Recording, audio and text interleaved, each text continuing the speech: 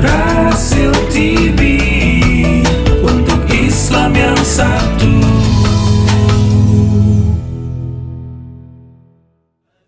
Bismillahirrahmanirrahim. Assalamualaikum warahmatullahi wabarakatuh. Alhamdulillahirabbil alamin.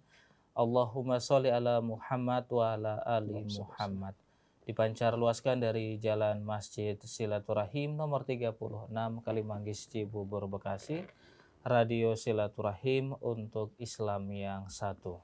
Ikhwan dan akhwat yang dirahmati Allah Subhanahu wa taala, bagaimana kabar Anda di malam hari ini?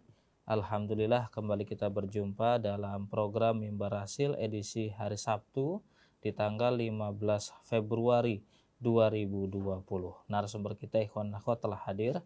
Beliau Kiai Haji Ibrahim Jalaluddin Caniago yang juga alumni Darul Mustafa Hadramaut Yaman. Assalamualaikum warahmatullahi wabarakatuh Pak Kiai. Waalaikumsalam warahmatullahi wabarakatuh. Sehat Pak Kiai. Alhamdulillah. Lama tidak berjumpa. Masya Allah. Abi Agus sehat ya? Ya, sehat Pak Kiai. Atep juga sehat. Mang Usup juga sehat. Pak Krisna gimana kabarnya? Sehat, alhamdulillah. Pak Isan, Pak Farid sehat semua. Ya semua berkat doa dari narasumber, doa para ustadz, dan juga pendengar radio Silaturahim. Alhamdulillah. Baik. Tema kita di malam hari ini hikmah dalam musibah ya. Ya. Namun sebelum bicara masalah hikmah dalam musibah, kesibukannya apa nih Ustaz? Ya, kegiatan masih seperti biasa. Jadi sebagai seorang dai ya terus berdakwah dan juga kita mengajak semua kalangan lah. Dari anak-anak muda, pengusaha, para asatid dan juga para alim ulama kita untuk sama-sama bersatu memikirkan kondisi umatnya Rasulullah Sallallahu Alaihi Wasallam. Nah, alhamdulillah kegiatan-kegiatan ini kita lakukan tidak hanya di satu tempat, bahkan di berbagai tempat di luar kota dan juga sampai ke mancanegara ya, sampai juga ke beberapa negara bagian yang ada di Amerika Serikat. Oh iya. Alhamdulillah sudah insya Allah sudah ke kali yang keempat ke Amerika. Nanti insya Allah rencananya antara Ramadan dan juga Idul Adha kita akan kembali lagi ke sana mengunjungi kurang lebih 12 sampai 10 negara bagian yang ada di Amerika Serikat. Komunitas muslim atau memang muslim di Amerika? Umumnya yang kita datangi termasuk kerjasama dengan teman-teman IJMI ya adalah saudara-saudara kita orang Indonesia yang ada di Amerika Serikat. Dan juga sesekali kita bisa berkomunikasi dengan masyarakat yang ada di Amerika, baik yang berasal daripada Timur Tengah, ataupun beberapa penduduk yang menjadi imigran ke Amerika, kemudian sampai berkewarganegaraan Amerika. Alhamdulillah kegiatan ini sudah berlangsung kurang lebih selama 14 tahun. Alhamdulillah jazakallah kepada teman-teman IJMI, baik IJMI yang ada di Indonesia maupun IJMI yang ada di Amerika. Dan merangkul para da'i, para ustadz dan para alim ulama, terutama yang Masya Allah bermanhajkan ahlu sunnah wal jamaah. Kita datang ke sana untuk menyatukan, bukan untuk mencari perbedaan. Setiap kunjungan kita, termasuk kunjungan anak terakhir Ramadan yang lalu, dan juga Idul Adha, di Houston, alhamdulillah ada beberapa saudara kita yang satu keluarga masuk ke dalam Islam. Orang Amerika asli. Orang Amerika asli, namun keluarga negaraan ayahnya berbeda. Jadi ibunya orang Amerika asli, enggak bapaknya orang Amerika asli, ibunya dari Vietnam. Ya, alhamdulillah anak-anaknya juga masuk Islam. Dan ini satu nikmat dari Allah Subhanahu wa taala, karena Nabi sallallahu alaihi wasallam mengatakan apa? Kepada sahabat Ali bin Abi Thalib, ya Ali, la an yahdiyallahu bika rajulan wahidan khairu laka min humarin na'am. ya Ali, satu orang bisa mendapatkan hidayah dengan sebab ajakanmu, ini lebih baik daripada engkau mendapatkan humarun ni'am. Imam Tirmidzi mengatakan dalam riwayat yang lain, ini riwayatkan Imam Muslim, yang maksud adalah punuk unta yang merah adalah lebih baik daripada engkau mendapatkan khairum minad dunya wa ma fiha. Lebih baik daripada mendapatkan dunia beserta isinya.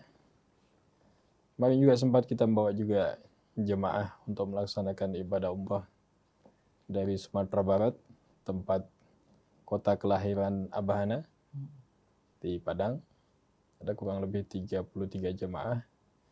Alhamdulillah kita bisa silaturahim dan mengunjungi Rasulullah Shallallahu Alaihi Wasallam, berziarah kepada beliau di Madinatul Munawwarah. Jadi itu kesibukan kedua ya? Masya Allah. Kesibukan utama adalah mengajak manusia. Ini menarik cerita Ustadz di Amerika. Biasanya orang Amerika sendiri atau orang Barat sendiri, mereka tertarik Islam lebih kepada apanya sih Ustadz? Ya, Islam ini adalah agama yang rahmatan lil alamin. Yang Allah Subhanahu wa taala mengatakan kepada Rasulullah, "Wa ma arsalnaka illa rahmatan lil alamin." Tidaklah kami mengutus engkau wahai kekasihku Muhammad melainkan menjadi rahmat bagi seluruh alam. Nah, kita melihat untuk teman-teman yang ada di Amerika mendapatkan laporan dari mereka sangat terkesan bagaimana kepada yang utama adalah akhlaknya umat Islam. Jadi ketika umat Islam mampu menampakkan akhlaknya atau sebagian daripada akhlak Rasulullah di hadapan mereka, ini adalah kesan yang paling dahsyat. Dan ini terbukti. Bukan hanya dengan mendengarkan tausiah atau mendengarkan mau'izah atau semacam diskusi. Tapi yang lebih banyak terkesan adalah mereka sangat senang dengan akhlak kedamaian yang ditampakkan Islam. Islam adalah agama rahmah. Islam adalah agama yang memiliki kepekaan. Islam adalah agama yang penyayang. Islam adalah agama yang memerintahkan untuk menjaga nilai-nilai kemanusiaan kepada siapapun yang berbeda keyakinan dengan seorang muslim. Sehingga orang kesan. Dan nilai-nilai yang mereka jalankan ketika umat Islam pelajari, jalan di sebelah kanan, memuliakan pejalan kaki, kemudian barang yang sudah dibeli walaupun sudah 3 bulan bisa dikembalikan. Ini di Amerika ya? Ini di Amerika. Ini konsep-konsep yang dijalankan umat Islam. Ini hukum yang kita miliki, yang disebutkan dalam Al-Quran dan As-Sunnah, dan juga disampaikan para alim ulama. Maka siapapun manusianya ketika dia mau mengamalkan daripada hukum-hukum Islam, Allah berikan kemuliaan. Ketika orang yang beriman kepada Allah dan Rasulnya, Allah berikan kemuliaan dunia dan akhirat. Yang tidak beriman, kalau dia mau mencontoh akhlak Islam, Allah berikan kemuliaan di dunia. La'alla, mudah-mudahan dengan sebab ini Allah jadikan sebab Allah berikan hidayah sehingga menjadi orang yang beriman kepada Allah Subhanahu wa taala. Baik. Ustaz, terkadang umat Islam ketika dia menjadi kaum yang minoritas baik di suatu negara begitu, katakanlah semisal di Amerika ataupun di Eropa, ini terkadang keislamannya itu lebih nampak, lebih menonjol, akhlakul karimah lebih kedepankan begitu ya. Terus bagaimana Islam menjadi rahmatan lil alamin. Tapi kenapa berbanding terbalik ketika Islam menjadi mayoritas? Terkadang nilai-nilai keislaman susah kita dapatkan. Ini penyebabnya di mana, Ustaz? Ya. Al-Quran dengan tegas menceritakan ketika di dalam peperangan Badar, jumlah sahabat jumlahnya sedikit, kurang lebih 313, menghadapi jumlah musuh yang jauh lebih banyak. Maka ketika jumlahnya sedikit, maka ketawajuhan kepada Allah kuat, keyakinannya kuat, dan merasakan bahwasanya Allah Subhanahu wa taala bersama para sahabat. Namun ketika melihat di dalam perang Hunain yang jumlah sahabat jauh lebih besar dibandingkan jumlah musuh, Allah jelaskan, "Id a'jabatkum kathratukum." Ketika kalian takjub dengan jumlah kalian yang banyak, maka disitulah Allah berikan tarbiyah, memberikan sedikit kekalahan kepada para sahabat agar sahabat ini tidak takjub dengan jumlah yang banyak. Kenapa? Kok kalau sedikit kompak, rukun, bisa bersatu. Ini kalau sudah mulai banyak, mayoritas, euforianya mulai keluar. Maka dalam kondisi banyak seperti ini, Rasulullah dan para sahabat sangat mendekatkan diri kepada Allah. Ketika Nabi sampaikan sebuah riwayat yang dikeluarkan oleh Imam Bukhari, Rasulullah mengatakan, Wallahi mal faqra akhsha alaikum. Kata Rasulullah, demi Allah bukan kefakiran yang aku takutkan kepada kalian. Beda dengan orang sekarang. Takut fakir, takut miskin, takut penyakit, takut virus. Nah, walakin akhsha yang ditakutkan Nabi apa? Antabsutu alaikumud dunya kama basatu. Yang ditakutkan Rasulullah ini bukan kefakiran. Dibukakan kemewahan hidup dunia. Sebagaimana orang terdahulu dibukakan, kalian akan berlomba-lomba mencari dunia sebagaimana orang dahulu berlomba. Fatuhlikakum kama ahlakathum. Allah akan hancurkan kalian sebagaimana Allah hancurkan. Jadi dalam kondisi kaya, dalam kondisi kuat, dalam kondisi mayoritas, yang ditakutkan Rasulullah hilangnya ketawajuhan, ketergantungan seorang hamba kepada Allah Subhanahu wa taala. Kita ini kan baru mau nangis kalau udah ada masalah. Iya. Baru mau mendekat kalau sudah nggak ada lagi harapan. Tapi kalau sedang kaya, sedang kuat, sedang punya jabatan, lupa dengan Allah Subhanahu wa taala. Tapi bukan berarti lebih baik umat Islam menjadi minoritas ya. Total keseluruhan kalau kita lihat di dunia ini kurang lebih saat ini ada mungkin sekitar 7 miliar ya. Umat Islamnya 1,5 miliar. Maka secara jumlah totalitas di seluruh dunia jumlahnya tetap minoritas. Namun Allah mengatakan, kam min fi'atin qalilatin ghalabat fi'atan katsiratan bi'iznillah. Berapa banyak kelompok yang sedikit mampu mengalahkan kelompok yang banyak dengan izin Allah. Jadi banyak sedikit itu bukan menjadi ukuran sukses. Ketika banyak dia taat kepada Allah, sukses. Ketika sedikit dia taat kepada Allah, sukses. Dalam dua hal, minoritas, mayoritas. Nah, di kalangan umat Islam yang mayoritas, terutama di negeri yang kita cintai ini, maka kewajiban kita yang pertama untuk meningkatkan ukhuwah. Kenapa? Rasulullah mengatakan, Yadullah ma'al jamaah. Pertolongan Allah akan turun kepada jamaah.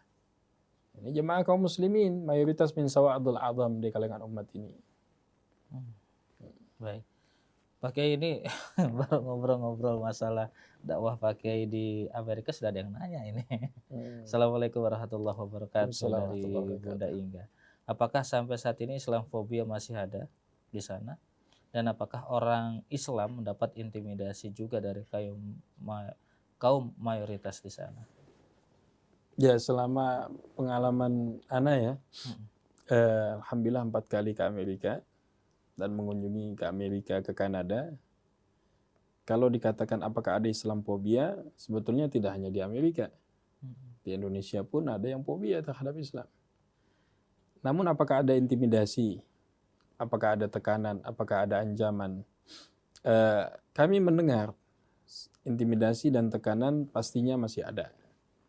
Namun secara umum, kebebasan umat Islam untuk melaksanakan ibadah di seluruh negara bagian di Amerika ini sangat terbuka. Bahkan banyak daripada tempat-tempat ibadah non-muslim yang dibeli umat Islam kemudian dijadikan masjid. Di LA ada sebuah tempat ibadah non-muslim yang dijadikan masjid. Kita datang ke Toronto, juga ada sebuah tempat ibadah non-muslim yang dibeli kemudian dijadikan masjid. Di Atlanta juga seperti itu, di San Francisco juga seperti itu, di banyak tempat. Sehingga intimidasi dan tekanan ini harus kita pahami bahwasanya tidak ada satupun makhluk yang bisa memberikan manfaat dan mudarat kecuali dengan izin Allah Subhanahu wa taala. Ketika umat Islam di Amerika, kami perhatikan dengan kesabaran mereka, dengan ketekunannya menjalankan agamanya, yaitu agama Islam, malah menjadi sebab orang-orang yang tadinya membenci kepada Islam, fobia kepada Islam, dengan sebab akhlaknya umat Islam di Amerika, bahkan yang ada mereka berbalik masuk ke dalam Islam.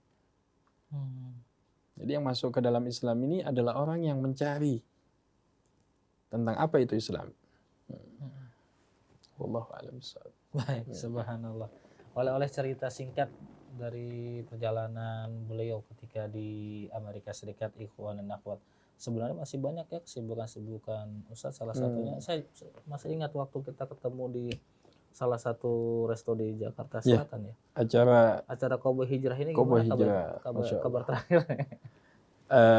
Sempat acara Kobo Hijrah ini, alhamdulillah Anda juga bersama salah satu pembina Kobo Hijrah nih malam ini, Pak Haji Ade Yolando Sudirman. Kesibukan beliau sebagai GM Angkasa Pura Garko di bandara, namun bisa meluangkan waktunya untuk sama-sama dengan para ustadz dan juga dengan tim yang lain. Kegiatan alhamdulillah secara umumnya berjalan lancar. Namun kemarin sempat sebelum Pilpres ini sempat kita liburkan. Karena Kobo Hijrah ini identik kita merangkul semua kalangan. Dan kurang lebih di dalamnya ada 6 sampai 5 ormas. Apa aja? Baik teman-teman dari Pemuda Pancasila ataupun dari teman-teman dari Forum Betawi Rempuk ataupun FBR ataupun teman-teman dari LMP dan juga teman-teman daripada teman-teman di Banser. Dan teman-teman daripada ormas yang lain. Ini kita rangkul daripada juga Karang Taruna, terutama yang ada di Tangerang Selatan. Nah, insya Allah dalam bulan-bulan ini, insya Allah kita akan mulai lagi. Mudah-mudahan Radio Silaturahim tetap istiqomah untuk siap hadir kan? Insya Allah. Untuk meliput dan rangkul teman-teman yang Masya Allah, mereka mulai senang dan mulai mencintai Allah. Dan Imam Ibnu Athaillah dalam kitab Hikam Al-Askandari pernah menjelaskan sebuah ibarah. Kam min dzambin, berapa banyak dosa yang melahirkan ketaatan. Artinya berapa banyak pelaku maksiat yang Allah berikan hidayah menjadi orang ahli taat. Dan berapa banyak ketaatan yang tidak dijalankan dengan akhlak dan sifatnya Rasulullah melahirkan kesombongan. Jadi kita melihat berapa banyak orang-orang ahli maksiat yang kita dekati, kita rangkul, Allah berikan hidayah kepada mereka. Mereka menjadi orang-orang yang dekat kepada Allah Subhanahu wa taala. Bahkan sholatnya Masya Allah Lebih rajin dari kita. lebih rajin. Sudah ada yang Masya Allah mulai belajar pakaian Islam, mulai belajar menghidupkan sunnah Nabi. Sekarang Masya Allah badannya masih tatonya satu badan. Tapi subhanallah keinginannya untuk dekat kepada Allah kuat. Itu ini fenomena apa seperti ini? Apa karena mereka orang-orang yang saya sudah banyak bergelimang dengan dosa, sudah saatnya saya kembali kepada Allah begitu. Ya, inilah hidayah. Hidayah ini haknya Allah Subhanahu wa taala, diberikan kepada siapa, waktunya kapan, harinya apa. Al-hadi huwa Allah. Bahkan Allah mengatakan innaka la tahdi man ahbabta walakin Allah yahdi man yasha. Nah, Nabi pernah menyampaikan sebuah hadis, khiyarukum fil Islam, khiyarukum fil jahiliyah idza faqahu. Nanti Allah akan memilih orang-orang yang terbaik dalam Islam adalah orang-orang yang juga terbaik ketika jahiliyahnya. Maksudnya apa? Orang yang memiliki totalitas dalam hal-hal tertentu. Ketika Allah berikan hidayah, maka sifat loyalitas kepada agamanya akan dia tampakkan sebagaimana loyalitasnya kepada sesuatu di zaman jahiliyah. Dan lihat sahabat. Sahabat dulu ketika jahiliyahnya alangkah gagahnya, beraninya kan. Ketika masuk ke dalam Islam, apakah hilang keberaniannya? Tidak. Dia gunakan keberaniannya untuk berjuang dalam agama Allah Subhanahu wa taala. Nah, alhamdulillah mudah-mudahan nih Abi Agus doakan kegiatan Kobo Hijrah ini berjalan Berjalan lagi ya. insya Allah. dalam bulan-bulan ini harus berjalan. Jadi kemarin sudah sempat vakum, Sempat vakum, sekarang jalan namun lagi. kita untuk komunikasi silaturahmi antar pengurus dan juga dengan beberapa teman-teman ini berjalan. Bahkan 2 bulan yang lalu atau 3 bulan yang lalu kita adakan kegiatan untuk i'tikaf di Gunung Bunder, kurang lebih 40 orang. Kita bawa teman-teman musisi, teman-teman seniman, ini untuk berkumpul sama-sama i'tikaf di masjid. Kita adakan kegiatan-kegiatan ta'lim, dakwah, zikir, ibadah, kemudian bimbingan-bimbingan rohani. Yang sebagian juga mereka adalah teman-teman dari Kubah Hijrah.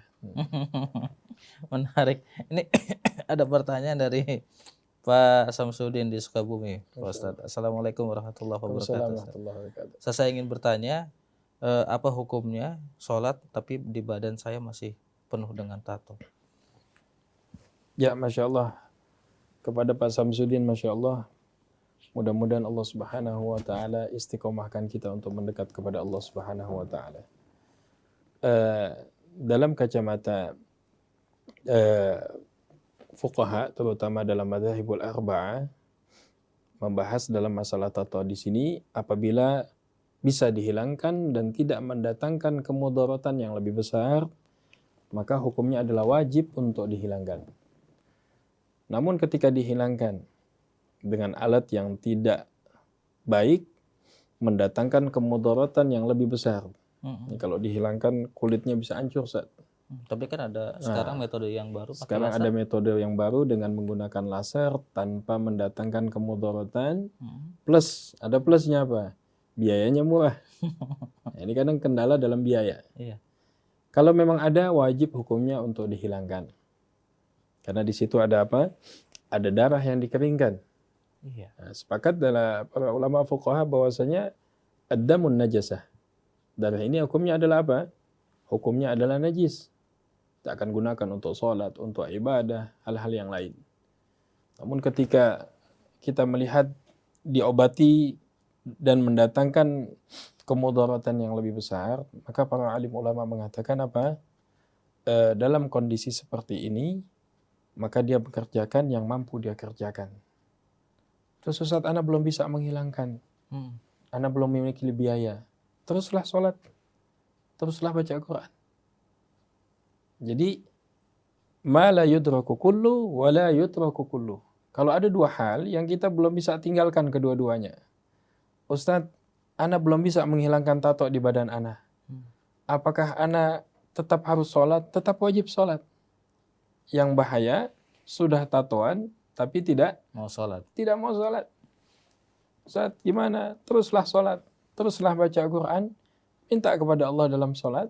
Ya Allah, berikan hamba rezeki yang halal, kemudahan, untuk menghilangkan hal-hal yang kau tidak ridhai di dalam tubuh hamba, ya Allah. Nah, dalam uslub dakwah pun, kita tidak bisa langsung menjas. Oh, kamu tatoan, maka tempat kamu adalah di neraka. Sholat kamu tidak sah. Kamu adalah ini. Jadi seorang da'i ini bukan orang yang menjadi hakim. Seorang da'i tidak boleh ya? Adalah orang yang menegakkan amal ma'ruf nahi munkar. Iya. Maka semua ayat mengatakan ta'muruna bil ma'ruf wa tanhauna 'anil munkar. Hidupkan kebaikan. Hidupkan suasana yang baik. Insya Allah dengan hidupnya kebaikan, maka yang mungkar akan apa? Hilang. Dekatkan dulu dia kepada Allah. Kalau sudah imannya kuat, nanti Allah berikan rezeki yang halal dan thayyibah. Bisa dihilangkan Ustaz dengan laser. Hilangkan. Ustaz, Ana belum punya biayanya, Ana belum punya uangnya. Tapi Ana niat Ustaz. Allah berikan rezeki, Ana akan hilangkan badan Ana. Masya Allah. Yang Allah suka dari seorang hamba bukan hasil, tapi adalah mujahadah dan kesungguhannya untuk mencari yang terbaik di mata Allah Subhanahu wa Ta'ala. Baik.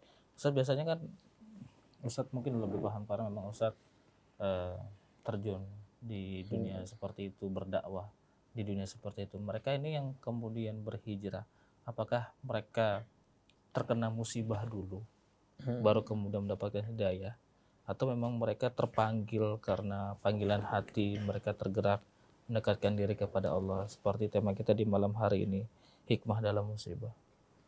Ya, salah satu cara Allah Jadi Allah punya banyak cara untuk membuat hambanya ini dekat kepada Allah.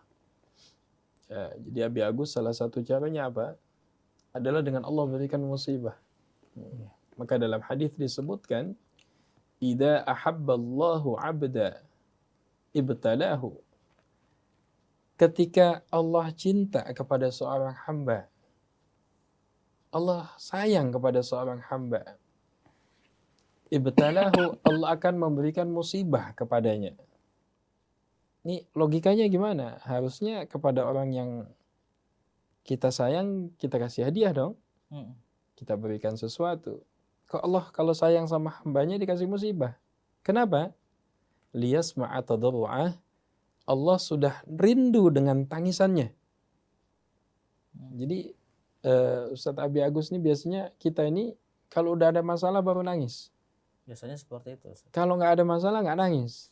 Ya Allah udah tunggu nih, ini kok sebulan hambaku nggak pernah nangis, nggak pernah sujud, nggak pernah tahajud. Tadinya kalau lagi susah istiqomah dengerin radio Rasil gitu kan, dengerin murotalnya apa. Pas lagi senang, sibuk, euforia lupa semuanya. Ibtalahu, Allah kasih musibah. Tujuan musibah ini bukan tandanya Allah tidak cinta. Allah Maha tahu. Ini kalau dikasih musibah, dia akan menangis kepadaku.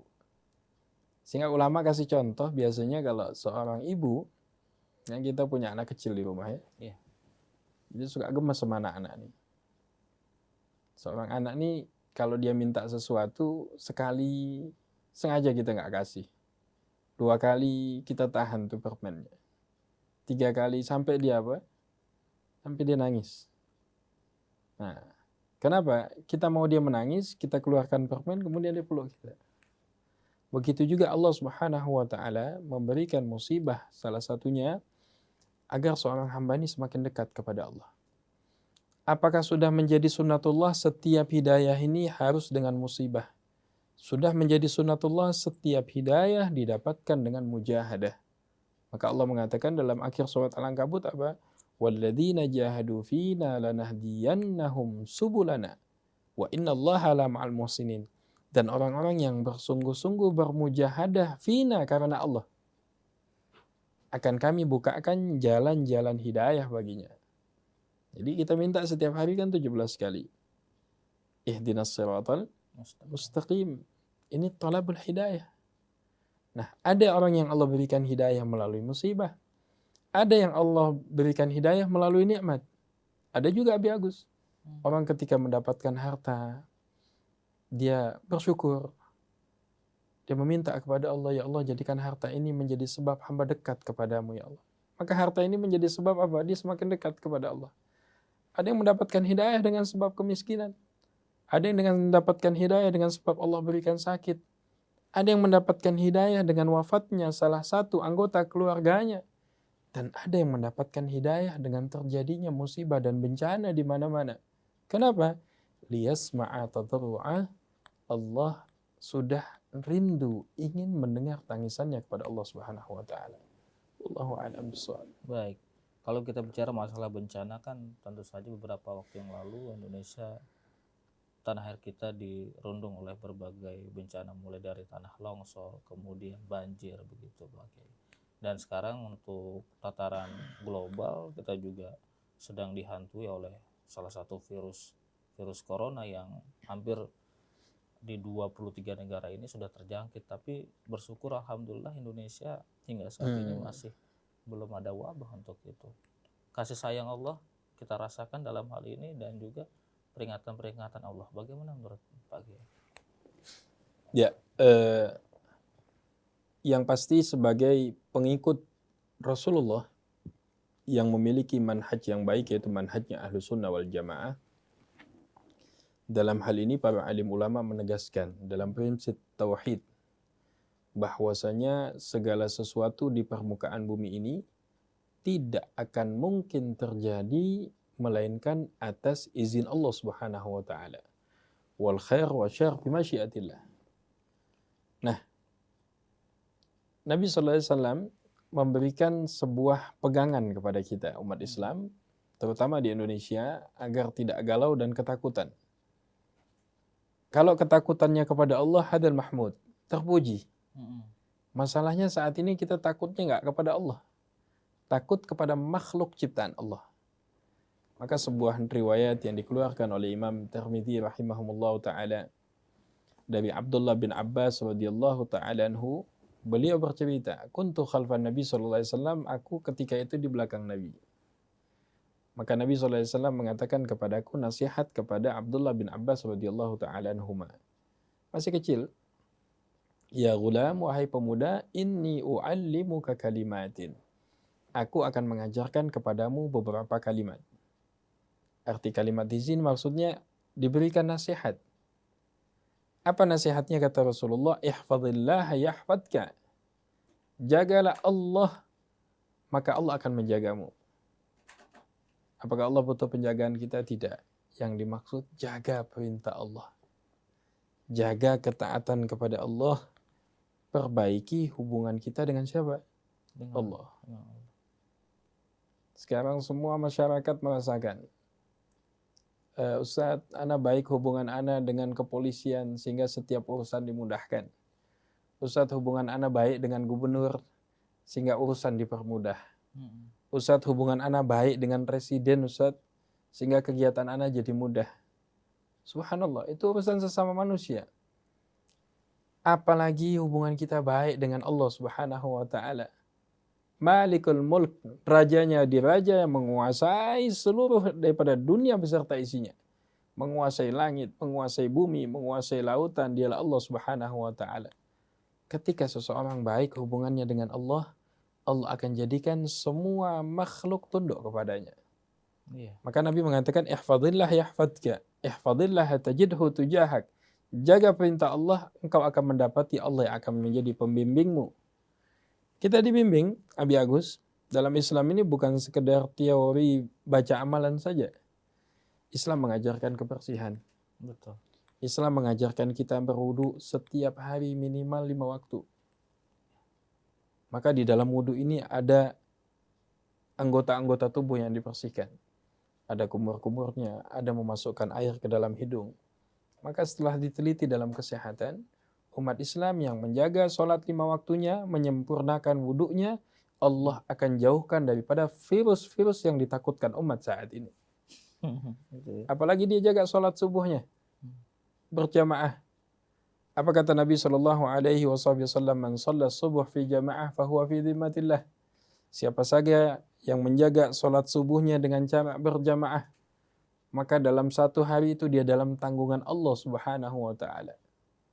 Ada riwayat yang lain yang sahih juga menyebutkan ketika seorang hamba man asbaha, setiap pagi dia mengucap bismillahilladzi la yadurru ma'asmihi syai'un fil ardi wala fis sama wa huwas samiul alim. Dia baca 3 kali. Maka tidak akan ditimpa musibah apapun sampai sore harinya. Dia baca sore hari, tidak akan ditimpa musibah apapun sampai pagi harinya. Rujuk ilallah adalah kuncinya. Kembali kepada Allah adalah kunci untuk menghilangkan semua permasalahan. Karena rasa takut datang dari Allah. Percaya diri datang daripada Allah. Dan obat segala penyakit juga datang daripada Allah Subhanahu wa ta'ala. Al-Quran menjadi obat. Salat menjadi obat. Silaturahmi menjadi obat. Dzikir menjadi obat. Qiyamul lail, bangun malam menjadi obat. Allah Subhanahu wa ta'ala dan Rasulnya telah meletakkan bahwasanya obat dari segala penyakit adalah kembali kepada Allah Subhanahu wa ta'ala. Maka dalam hadis yang tadi yang di awal sampai Nabi tegaskan, wa'lam, ketahuilah ya Ibn Abbas, annal ummata, seandainya umat ini lawijtama'at, semuanya berkumpul, ala an yanfa'uka, untuk memberikan kemanfaatan, lan yanfa'uka, sekali-kali tidak akan mungkin mampu memberikan manfaat kepadamu, illa qad katabahullahu lak, melainkan apa yang telah Allah tetapkan. Sebaliknya juga begitu. Annal ummata law ijtama'u, seandainya semuanya berkumpul, ala an yadurruka, memberikan kemudaratan, lan yadurruka, tidak akan mungkin bisa mendatangkan kemudaratan melainkan apa yang telah ditetapkan Allah Subhanahu wa ta'ala kepadamu. Subhanallah. Jadi intinya rujuk ilallah. Kembali kepada Allah Subhanahu wa ta'ala. Subhanallah, dari wudhu aja bisa menjadi asbab pintu hidayah, Ustaz. Masya Allah. Baik, ada Umi Farhan ya di Depok. Assalamualaikum warahmatullahi wabarakatuh. Waalaikumsalam warahmatullahi Ustadz, wabarakatuh. mau bertanya, Ustadz apakah murid Al Habib Umar bin Hafidz? Ya, Masya Allah. Saya baru dengar di radio nih. Oh sudah sering, tapi memang intensitasnya jarang. Tolong sampaikan salam, saya dari Depok. Pertanyaan saya, adakah beliau punya mahat untuk ikhwan? Oh ya, kemarin terakhir saya juga lihat Ustadz di TV ya, sedang menyambut Al Habib Umar bin Hafidz di bandara. Ya, sebetulnya murid daripada guru besar daripada ataupun guru mulia kita Al Habib Umar bin Hafidz, Masya Allah, ana belajar di Darul Mustafa bersama beliau, dan mudah-mudahan selalu mendapatkan keberkatan daripada ilmu yang telah beliau ajarkan kepada kita semua. Murid beliau sangat banyak di Indonesia. Ya, tempat pendidikannya, madrasahnya yang disebut di Tarim Darul Mustafa. Untuk tempat pendidikan wanitanya ada yang disebut dengan Darul Zahra. Jadi pendidikannya untuk ikhwan ada dan untuk akhwat juga ada. Nah, kalau misalnya di Indonesia bagaimana, Ustaz? Di Indonesia Masya Allah ada di beberapa tempat daripada pondok-pondok kakak kelas kami. Ya, ada salah satu kakak kelas Anda yang merupakan Dufa'ula angkatan pertama daripada Ustaz Habib angkatan Bindan. Anda selesai Masya Allah tahun 2008. Pulang dari Darul Mustafa. Nah, kakak-kakak kelas kita seperti juga Habib Quraisy, Baharun buka pesantren di Kuningan. Ada juga madrasah beliau di Cirebon, dan juga pondok-pondok yang lain. Nah, sehingga kalau ditanya apakah ada mahat yang ikhwan, kalau di Yamannya untuk ikhwan namanya Darul Mustafa. Yang untuk perempuannya namanya Darul Zahra. Nah, namun untuk datang ke sana, ini sebelumnya wajib untuk memiliki syarat-syarat yang wajib dipenuhi.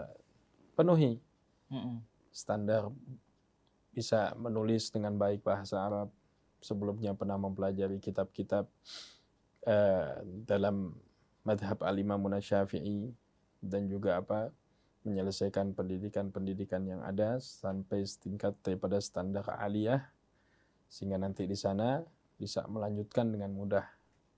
Kemudian ada syarat untuk tes masuk.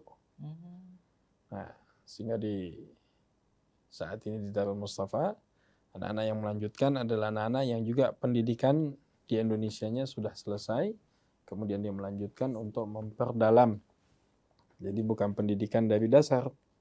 Jadi di Indonesia ini banyak madrasah dan pondok pesantren yang Masya Allah berbasiskan Ahlus Sunnah wal Jamaah bisa masuk, kemudian selepas selesai bisa untuk melanjutkan pendidikan ke Hadramaut, Tarim, dengan lembaga madrasahnya adalah Darul Mustafa, di bawah langsung daripada asuhan Al Habib Umar bin Hafidz. Nafa'anallah bituli hayati fi dunya wal akhirah. Jadi harus selesai madrasah aliyah dulu di sini baru bisa melanjutkan ke sana. Ada standar pendidikan. Jadi dia bisa bahasa Arab, bisa menulis dengan baik, memiliki hafalan Al-Quran, dan juga sudah mempelajari beberapa kitab-kitab baik dalam fikih, dalam hadis dan tafsir, sebagai pegangan untuk memperluas pemahamannya di Darul Mustafa. Baik, di sana berarti setingkat kuliah ya? Ada semacam muadalah bakalorius, muadalah persamaan bakalorius, yang juga Masya Allah banyak daripada pelajar-pelajar yang ada sudah menyelesaikan aliyahnya, melanjutkan semacam kuliahnya di Darul Mustafa.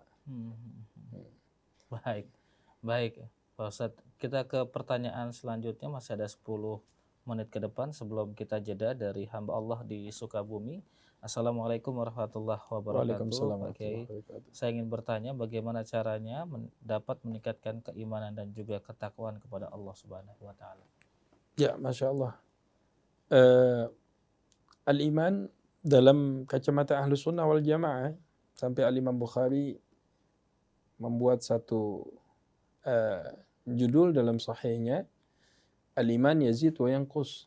Iman ini naik dan turun. Kapan iman itu naik? Naik dengan ketaatan kepada Allah dan turun dengan kemaksiatan. Bagaimana cara meningkatkan iman? Yang pertama, kita memperbaiki hubungan kita dengan Allah Subhanahu wa taala. Kemudian, cara untuk meningkatkan iman, biasakan untuk membicarakan keagungan Allah. Bicarakan kebesaran Allah. Sekarang kita nih nggak terasa nih, Ustaz Abi Agus ya, tiap hari selalu bicara keagungan manusia. Ini fulan punya harta sekian, ini fulan jabatannya begini, ini. Maka yang ada masuk di dalam hati kita hubbud dunya. Tiap hari bicara harta, masuknya hubbul mal. Tiap hari bicara tentang jabatan, masuk cinta jabatan. Tiap hari bicara tentang masalah maksiat, masuk kemaksiatan. Bagaimana orang yang bicara keagungan Allah setiap hari? Akhi, Allah yang menciptakan kita, Allah yang memberikan rezeki kepada kita, Allah yang telah memberikan nikmat kepada kita. Ini adzan berkumandang, yuk kita sholat. Maka dengan mengagungkan Allah, orang yang bicara kebesaran Allah, Allah akan kuatkan imannya. Karena yang paling dekat dengan lisan kita ini adalah telinga kita, bukan telinga orang lain. Semakin banyak seorang hamba bicara keagungan Allah, dia besarkan Allah, sejauh itu Allah akan tingkatkan keimanannya. Maka ada sebuah riwayat, ketika sahabat bertanya, ya Rasulullah, kaifa nujaddid imanana ya Rasulullah? Bagaimana cara kami memperbaharui iman kami ya Rasulullah?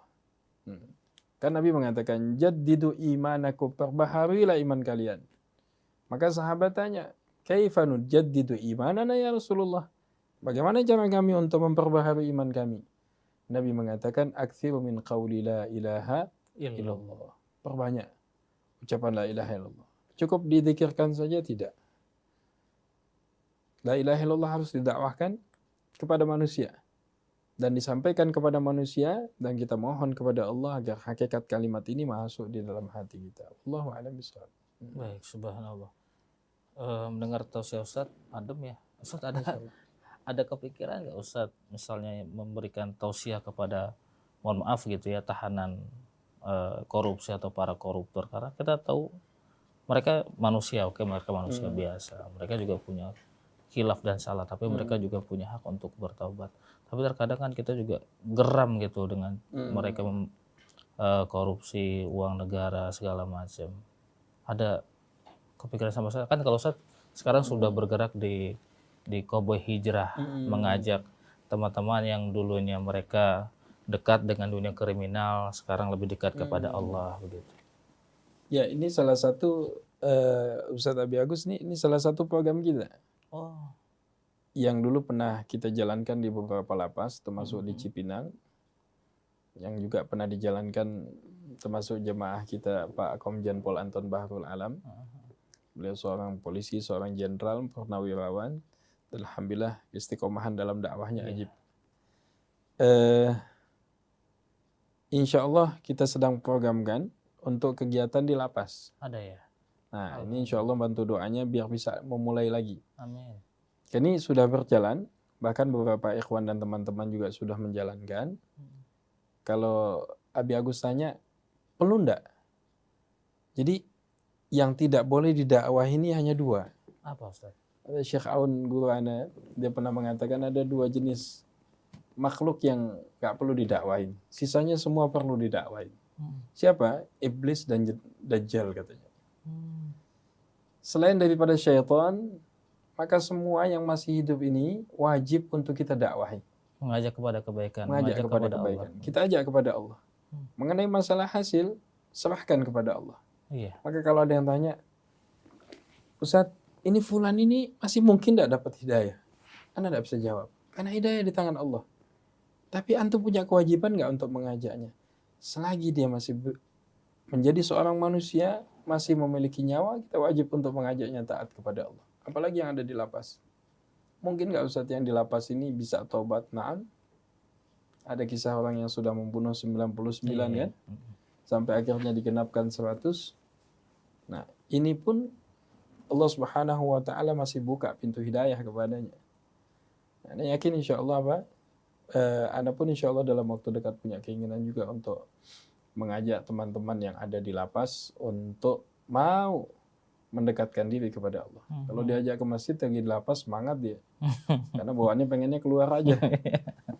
Cuman yang jadi masalah di lapas ini mau nggak dia untuk memulai taubatnya kepada Allah Subhanahu wa taala. Karena lapas kalau tidak digunakan untuk mendekatkan diri kepada Allah, ini manfaatnya yang ada apa? Malah memperbanyak penjahat-penjahat. Jadi lapas bukan solusi utama dalam Islam. Solusi utama dalam Islam ketika seseorang ingin menjadi lebih baik, dekatkan dirinya kepada Allah Subhanahu wa taala. Jadi nggak jaminan nanti keluar lapas jadi baik. Bisa wa'iyatubillah, bisa lebih buruk lagi. Tapi kalau di dalam lapas dia mau kembali kepada Allah, dia mau sujud kepada Allah, mau taubat kepada Allah, dia bisa menjadi lebih mulia dibandingkan orang yang di luar lapas. Baik, wallahu a'lam bishawab. Kita jeda dulu bagi Barakallahu fiik Abi Agus. ikhwan dan akhwat. Subhanallah, banyak sekali cerita yang beliau sampaikan. Semoga menjadi pencerahan bagi kita semua dan menjadi pelajaran bagi kita. Baiklah ikhwan dan akhwat, kami akan jeda sejenak. Tetaplah bersama kami masih dalam program Mimbar Hasil bersama Kiai Haji Ibrahim Jalaluddin Caniago.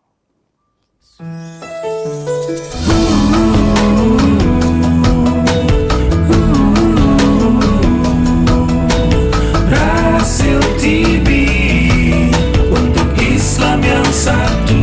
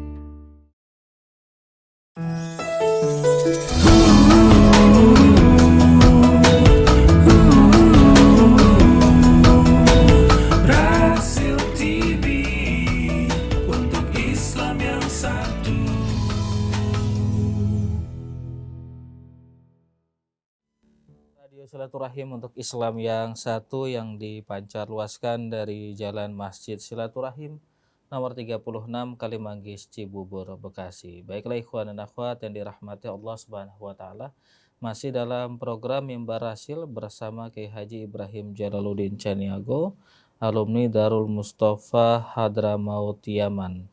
Tema kita di malam hari ini hikmah dalam musibah. Itu menjadi tema kita. Walaupun tadi kita udah ngobrol sana kemari pakai ya. Sampai ke Amerika segala. Baik, jadi sebenarnya mau bertanya apapun, insya Allah Pak Kiai bisa menjawab. Insya Allah. Insya Allah. Nah itu dia. Allahu a'lam bishawab. Jadi jangan takut untuk bertanya di luar tema. Silakan. Baik, ini ada pertanyaan dari Umi Farhan ya di Depok. Satu pertanyaan, pakai sendiri punya mahat tidak? Itu saja dulu. Ya, insya Allah mahat kita ada di Kota Serang, Banten. Ada ya? Pondok pesantren daripada Sirajul Munir, yang Masya Allah namanya juga diberikan kepada guru kami, Guru Mulia Al-Habib Umar bin Hafidh.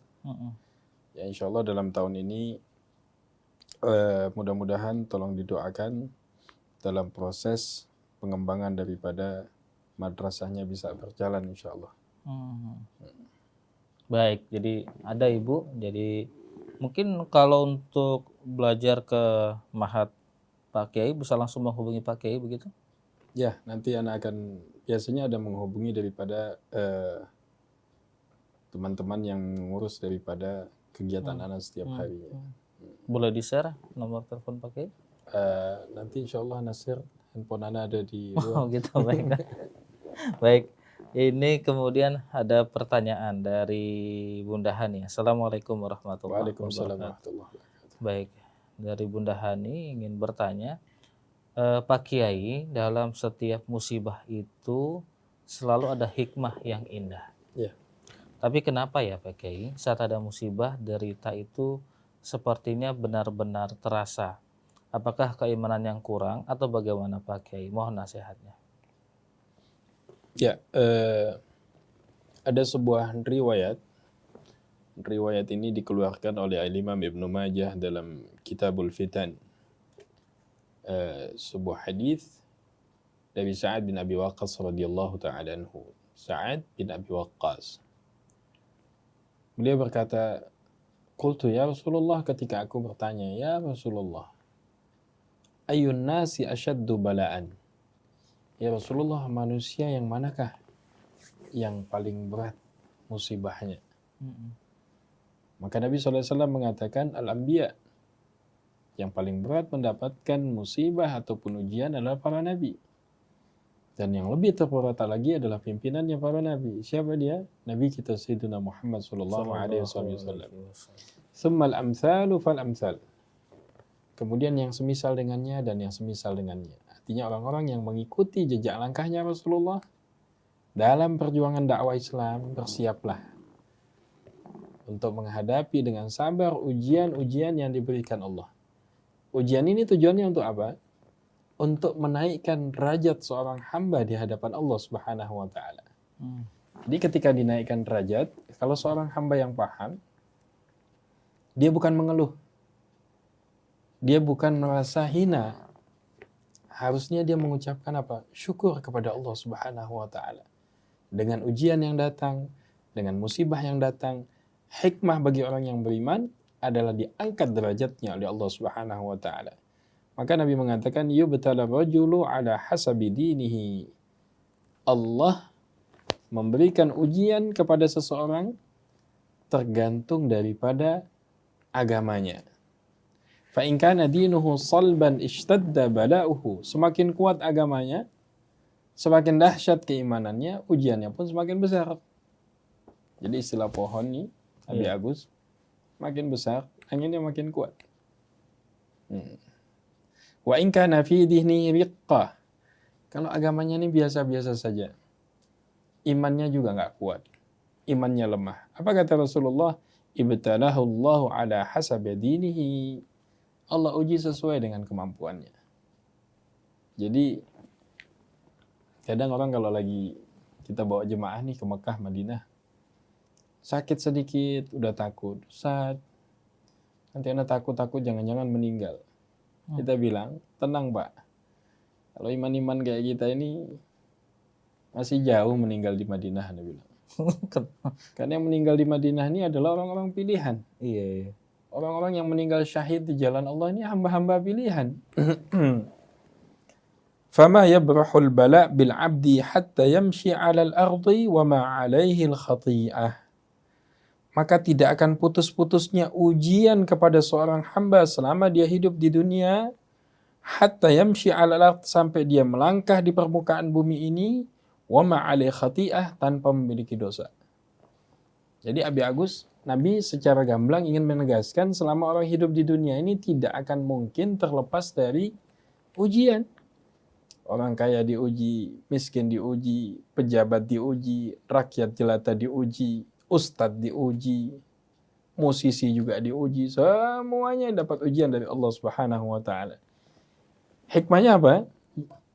Orang yang bisa mengambil hikmahnya adalah orang yang bisa bersabar atas ujian yang Allah berikan. Doanya apa Ustaz? Pakai bahasa Indonesia. Ya Allah, berikan kepada hamba apa hikmah daripada musibah yang kau berikan. Jadi kita jangan menggerutu. Ya Allah, kenapa engkau jadikan hamba ini kok miskin? Kenapa engkau berikan hamba penyakit? Tapi apa? Minta bukakan hati kita, ya Allah, apa hikmah dalam kondisi yang kau berikan saat ini? Ketika disebutkan dalam riwayat, ada seorang hamba yang tidak ada yang terbaik baginya melainkan menjadi orang miskin. Karena Allah Maha tahu, kalau aku kayakan, kata Allah, ini seseorang ini akan menjadi kufur kepadaku. Dan ada daripada hamba-hamba Allah yang Allah kayakan dia. Dan Allah mengetahui seandainya Allah fakirkan dia, akan menyebabkan hamba tersebut menjadi apa? Kufur. Sehingga apapun yang Allah berikan, itu yang terbaik bagi kita. Kita berusaha dengan maksimal, namun hasil la haula wala quwata illa billah. Wallahu a'lam bishawab. Baik, wallahu a'lam bishawab. Baik, terima kasih untuk Bunda Hani di Cengkareng, semoga terjawab. Dari Bunda Hani kita ke pertanyaan selanjutnya, ada Ibu Dharma di Bekasi. Assalamualaikum warahmatullahi wabarakatuh. Waalaikumsalam warahmatullahi wabarakatuh. Saya ingin bertanya Pak Kiai, akhir-akhir ini saya ini sering sakit atau kurang sehat. Terus kalau saya ketakutan, terus saya suka ketakutan maksudnya. Kalau sudah mau Allah ambil ini bagaimana? Demikian. Kalau apa?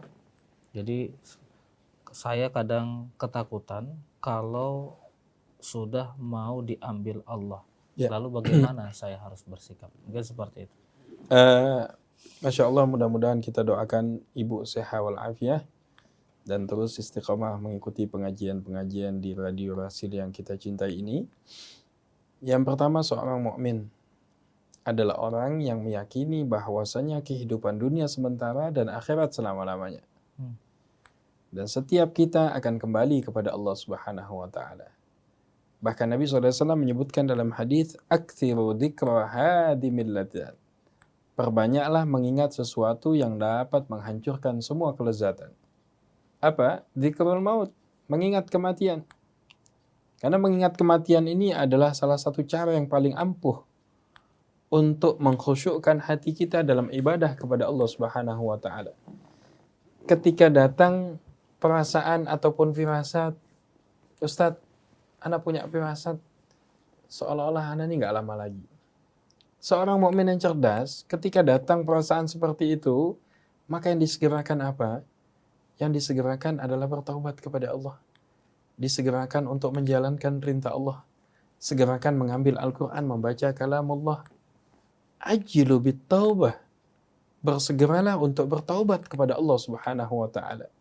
Fa innal mauta, karena sesungguhnya kematian, ya'til baghtah, datang dengan tiba-tiba. Allah mengatakan apa? Idza jaa ajaluhum la yasta'khiruna sa'atan wa la yastaqdimun. Apabila telah datang kematian mereka, ajal mereka, tidak bisa dimajukan, tidak bisa dimundurkan. Maka bersyukurlah kepada Allah. Mudah-mudahan penyakit yang saat ini Allah telah berikan kepada ibu, insya Allah menjadi sebab diangkat derajat, dihapuskan dosa. Amin. Dan juga mengingat kematian adalah bukan satu hal yang tercela dalam Islam. Mengingat kematian adalah hal yang dianjurkan oleh Allah dan Rasul-Nya untuk selalu kita dalam kondisi siaga. Apa yang sudah kita persiapkan ketika datang kematian bagi kita. Perbanyak berzikir la ilaha illallah, la haula wa la quwata illa billah, berselawat ke atas Rasulullah. Ini adalah hal-hal yang insya Allah akan menguatkan keimanan kita. Wallahu a'lam bishawab.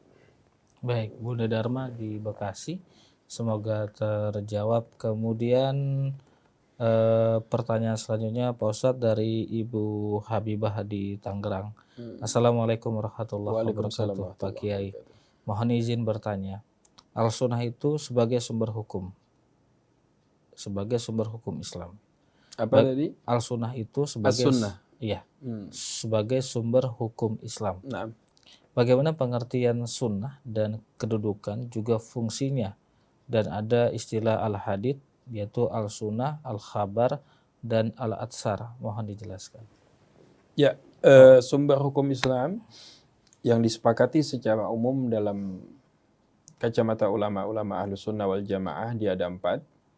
Yang pertama adalah Al-Quran, yang kedua adalah Sunnah, yang ketiga adalah Ijma', dan yang keempat adalah Qiyas. Ini sepakati. Apa yang dimaksud dengan Sunnah? Nah, kita melihat dari kacamata ilmu hadis yang disebut dengan Sunnah adalah ucapan, perbuatan, persetujuan, yani qaulun wa fi'lun wa taqrirun wa kullu ma ja'a an Rasulillah sallallahu alaihi wasallam. Apa saja yang bersumber dari Rasulullah, baik ucapan, perbuatan, tingkah laku, sikap, persetujuan, maka ini adalah sunnah dalam kacamata ilmu hadis. Sedangkan sunnah dalam kacamata fuqaha, sesuatu ma yuthabu ala fi'lihi wa la yu'aqabu ala tarkihi. Sesuatu yang kalau dikerjakan berpahala, kalau ditinggalkan tidak berdosa. Karena pembahasan fuqaha dia bahas hukum yang 5. Hukum yang 5 ini ada yang makruh, wajib, sunnah, mandub, ada yang jaiz. Ini hukum. Ada yang haram. 5 hukum. Karena fuqaha membahas hukum yang 5, maka mereka mengatakan yang disebut dengan sunnah sesuatu yang tidak sampai kepada hukum yang wajib. Namun dalam kaca ilmu hadis, apa saja yang datangnya dari Rasulullah, maka hukumnya adalah disebut dengan sunnah. Nah, ada hadis. Hadis juga mencakup ucapan, perbuatan, tingkah laku, dan persetujuan yang datang dari Nabi Shallallahu Alaihi Wasallam. Nah, hadis ini memiliki tingkatan. Ada tingkatan hadisnya yang Masya Allah disebut dengan hadis yang mutawatir, yang diriwayatkan lebih daripada 50 orang sahabat. Yang mendengar berita ini banyak. Dan yang mendengar berita ini adalah para sahabat yang semua riwayatnya udul. Apa udul? Riwayat yang semuanya bisa dipercaya. Kemudian tingkatan di bawahnya adalah hadis yang sahih. Kemudian ada hadis yang disebut dengan hadis yang hasan, sampai kepada ada derajat hadis yang dhaif, yang lemah, dan yang lain-lain. Ada yang disebut dengan athar. Athar ini adalah ungkapan ataupun ucapan para sahabat radhiyallahu ta'ala ajma'in. Ada ungkapan ini yang bersifat sesuatu yang mutlak datangnya dari Nabi, sehingga dimarfu'kan.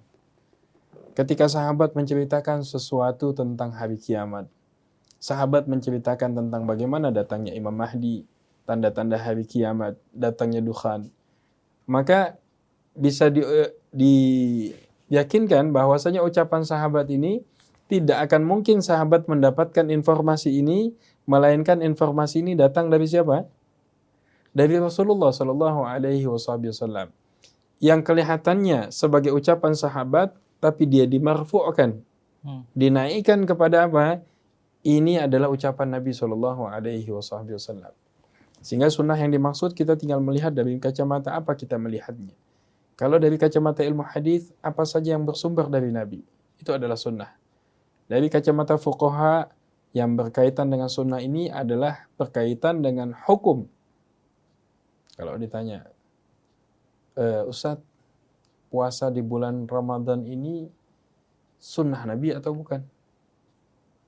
Ana suka tanya juga ke jemaah, tanya balik. Gimana puasa di bulan Ramadan sunnah Nabi atau bukan? Bukan, Ustaz. Oh, kok bukan? Yang ngajarin puasa di bulan Ramadan siapa? Rasulullah. Maka puasa di bulan Ramadan adalah sunnah Nabi. Terus, kalau ditanya, apa hukum puasa di bulan Ramadan? Maka kita menjawab, hukum puasa di bulan Ramadan, hukumnya adalah apa? Wajib. Yang pertama, yang kedua tadi menjawab dari kacamata ilmu fikih. Yang pertama menjawab dari kacamata ilmu hadis. Wallahu a'lam bishawab. Baik. Subhanallah. Ibu Bun Asma tadi, Ibu Habibah di Tangerang, semoga terjawab.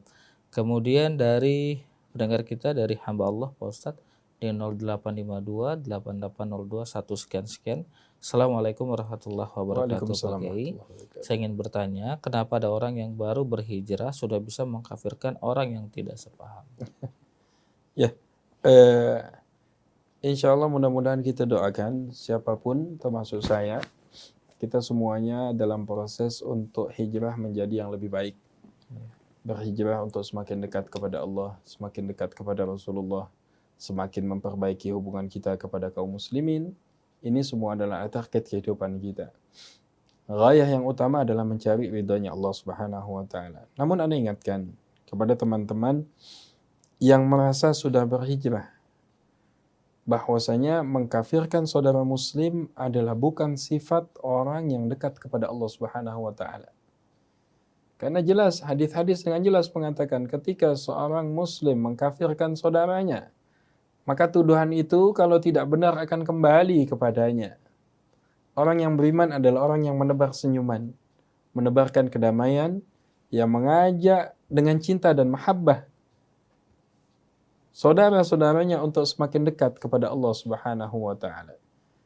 Kita lihat bagaimana Nabi SAW dalam akhlak beliau yang sangat santun.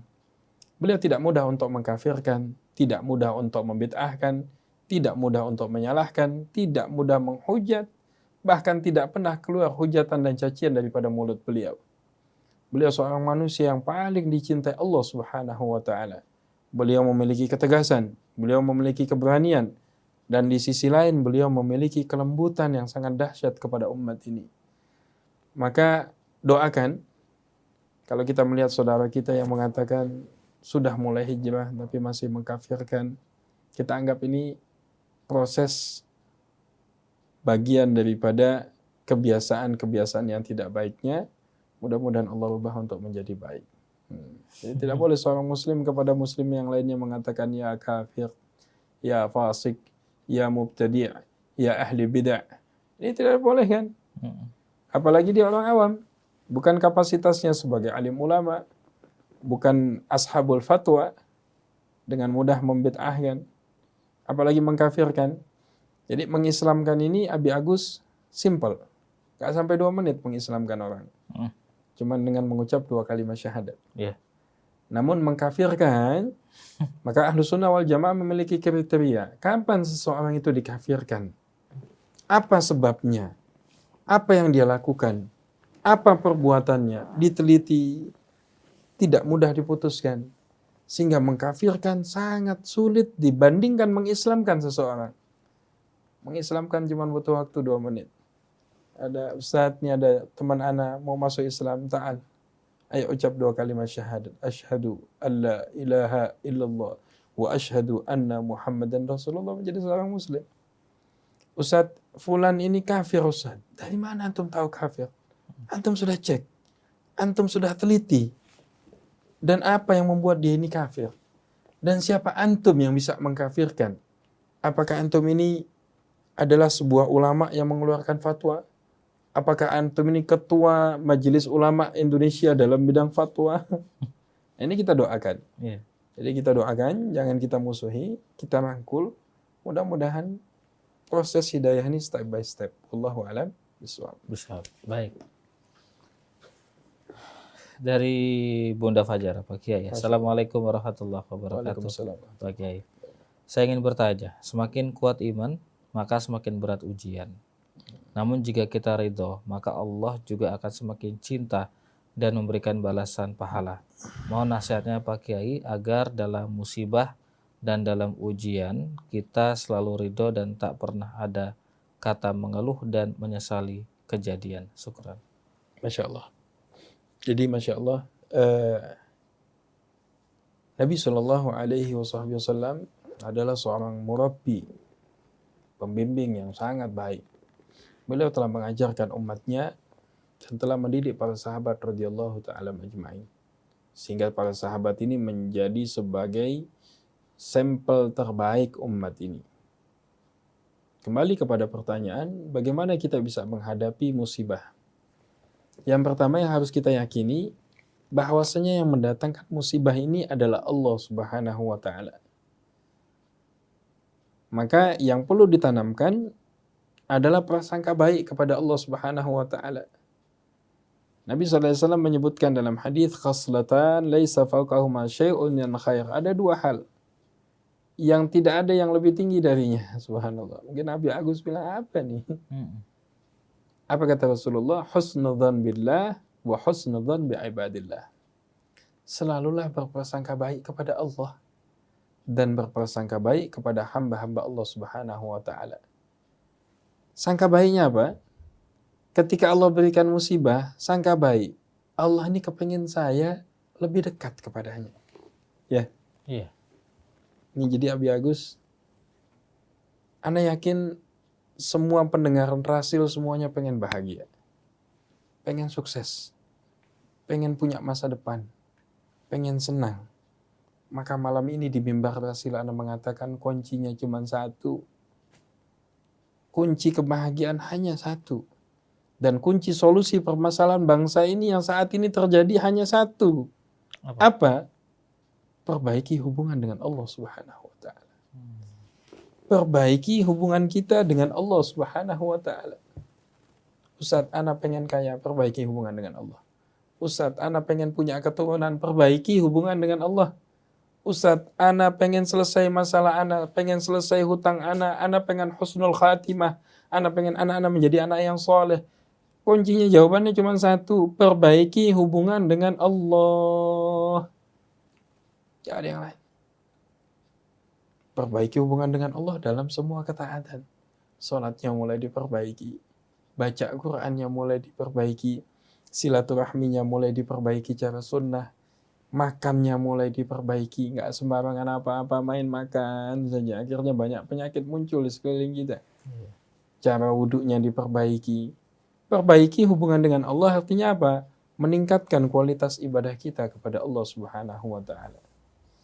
Maka Allah Subhanahu wa taala janjikan bagi orang-orang yang taat dan memperbaiki hubungannya kepada Allah Subhanahu wa taala, Allah Subhanahu wa taala akan berikan rezeki dari arah yang tidak disangka-sangka, solusi dari arah yang tidak disangka-sangka.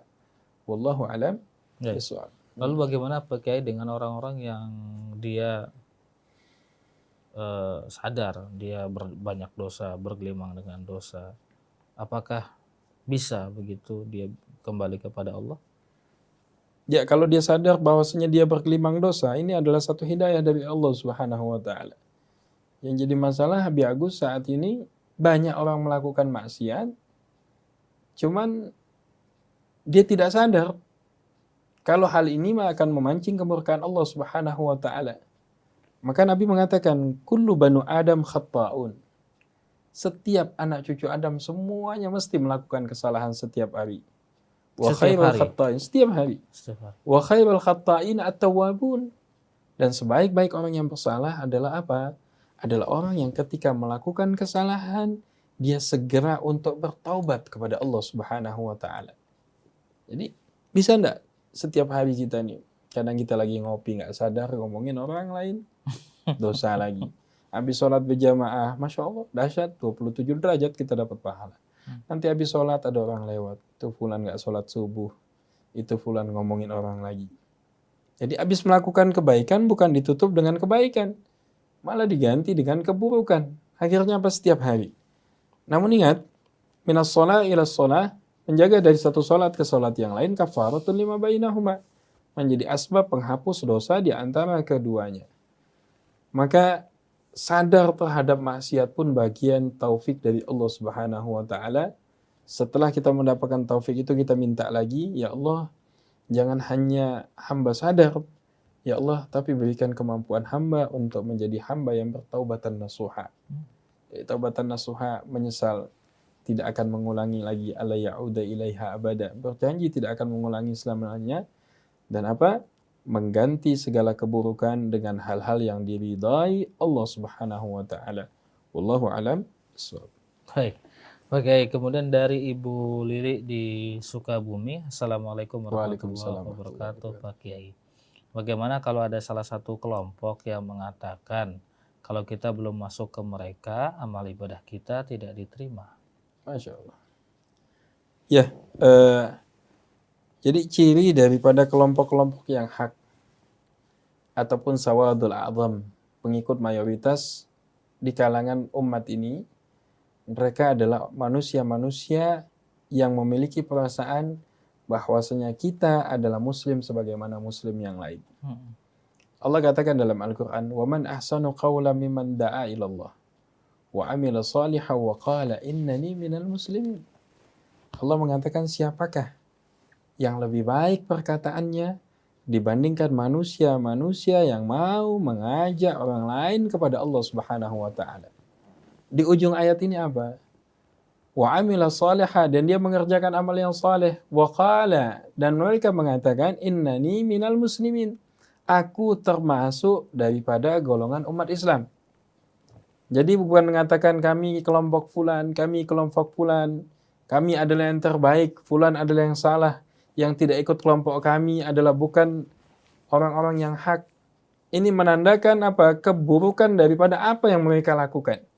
Karena orang yang baik, Abi Agus, Al-Habib Abdullah bin Abdul Haddad dalam kitab Manhajus Sawi, beliau mengatakan, ada satu tulisan yang ditulis dinukil daripada Al-Habib Zain bin Sumit dalam kitab Manhajus Sawi, yang bunyinya, bahwasanya ciri orang yang baik adalah orang yang tidak pernah merasa kalau dia baik.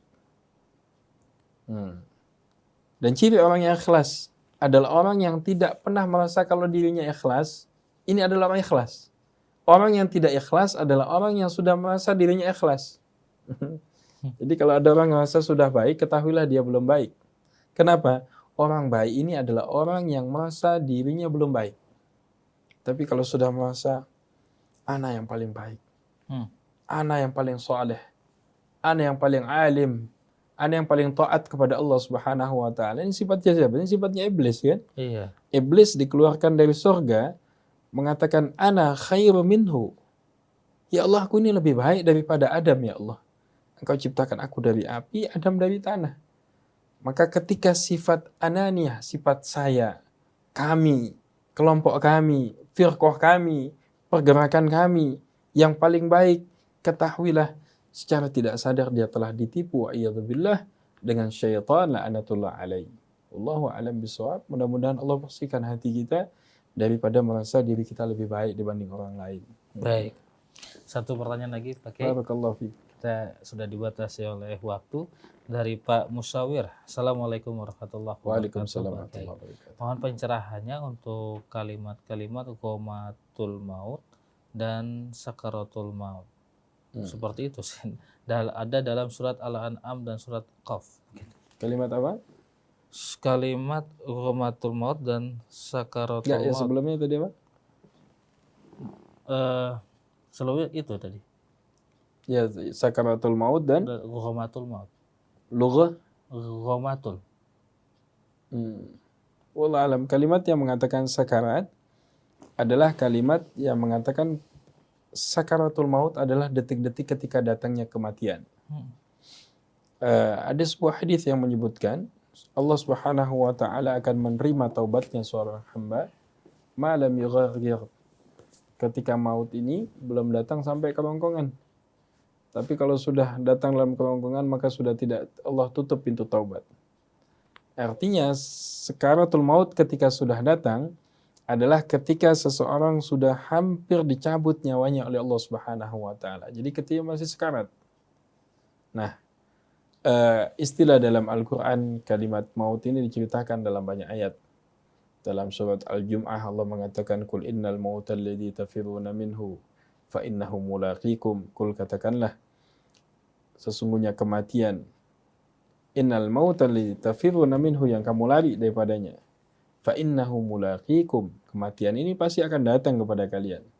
Dalam ayat yang lain, walau kuntum fi burujim musyayyadah, kematian ini akan mendatangimu walaupun kamu berada di dalam benteng-benteng yang kuat. Nah, kalimat sakaratul maut adalah apa? Detik-detik datangnya kematian kepada seorang hamba. Maka mudah-mudahan Allah hadiahkan kepada kita husnul khatimah, dimatikan kita dalam kondisi Allah ridha kepada kita. Wallahu a'lam. Wallahu a'lam bishawab. Baik, terima kasih banyak Pak Barakallahu bi atas pencerahannya. Mudah-mudahan bisa hadir ke Buah Hijrah nanti. Insyaallah. Tapi saya ingin bertanya satu hal Pak. Boleh, Masya Allah. Kepuasan apa sih yang Pak Kiai dapatkan ketika bisa mengajak orang-orang kembali kepada jalan Allah? Ya, satu kepuasan yang mungkin pribadi Anda rasakan adalah kebahagiaan kita ketika kita bisa diterima sebagai umatnya Rasulullah Sallallahu Alaihi Wasallam. Dan umat Rasulullah ini punya khususiyah, Abi Agus, punya kekhususan. Apa itu? Kita tidak hanya diperintahkan untuk ibadah. Umat Rasulullah kekhususannya dibanding umat-umat terdahulu ya. Umat terdahulu ini ibadahnya sampai kadang batu legok. Dan ratusan tahun ibadahnya. Umatnya Nabi Musa, umatnya daripada Nabi Isa, umatnya nabi-nabi yang lain ibadahnya ratusan tahun.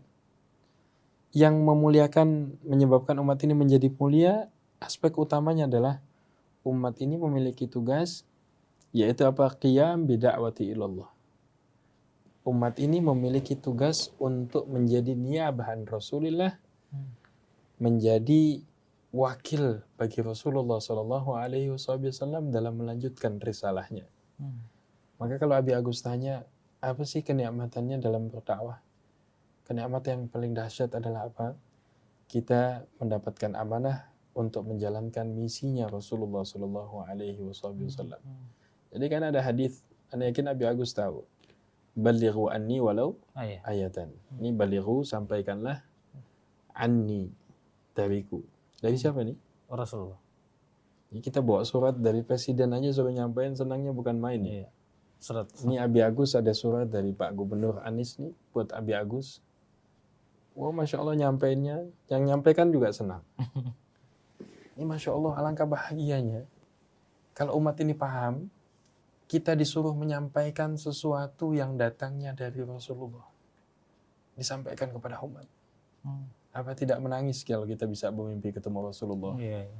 Apa kita tidak merasa bahagia ketika menghadapi Rasulullah? Ya Rasulullah, hamba Ibrahim walaupun lemah, tapi hamba belajar untuk menyampaikan apa yang telah engkau amanahkan untuk disampaikan. Jadi kebahagiaannya apa?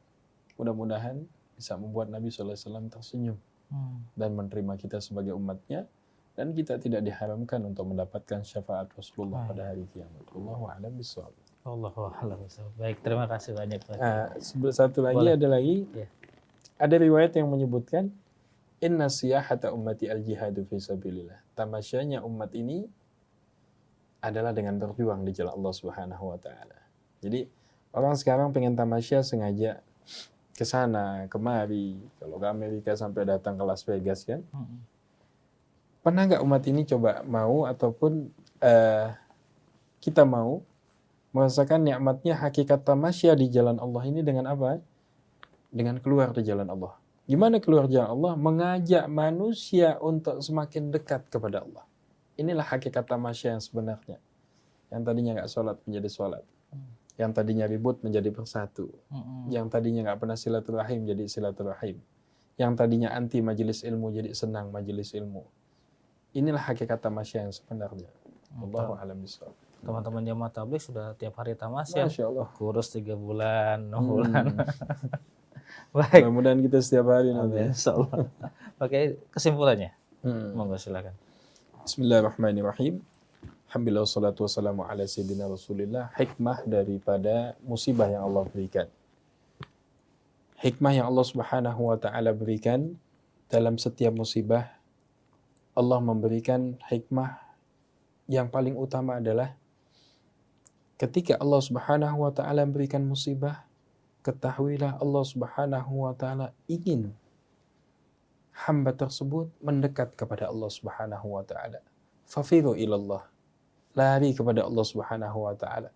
Mendekat kepada Allah Subhanahu wa taala. Karena yang mendatangkan musibah adalah Allah, yang menyelesaikan musibah adalah Allah.